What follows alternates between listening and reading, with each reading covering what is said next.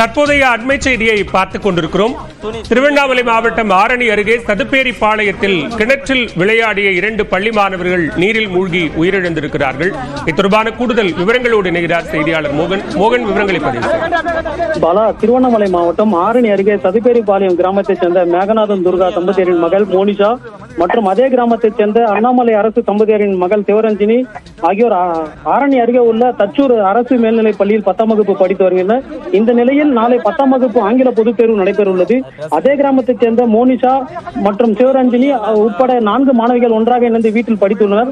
பிறகு வீட்டின் வெளியே சென்று படிக்கலாம் என்று அருகே உள்ள சதுப்பேரி கிராமத்தில் உள்ள ஜெயவேல் என்பவரின் கிணற்றின் அருகே அமர்ந்து படித்துள்ளனர்.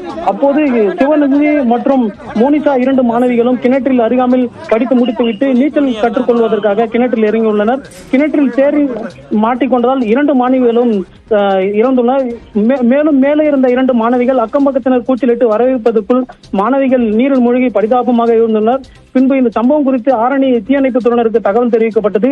தீயணைப்புத் துறையினர் சுமார் 1 மணி நேரத்திற்கு பிறகு 2 மாணவர்களின் சடலத்தை மீட்டு மேலே கொண்டு வந்தனர். 2 மாணவர்களின் சடலம் தற்போது ஆரணி அரசு மருத்துவமனையில் பிரேத பரிசோதனைக்காக வைக்கப்பட்டுள்ளது. இச்சம்பவம் குறித்து ஆரணி அருகே உள்ள களம்பூர் காவல் நிலைய போலீசார் விசாரணை மேற்கொண்டு வருகின்றனர். நாளை 10ஆம் வகுப்பு பொதுத் தேர்வுக்கு வீட்டில் படிக்காமல் வெளியே படித்து சென்ற 2 மாணவிகள் பரிதாபமாக உயிரிழந்த சம்பவம் அந்த கிராமத்தையே சோகத்தில் மூழ்கடித்துள்ளது. பாலா, விவரங்களுக்கு நன்றி மோகன்.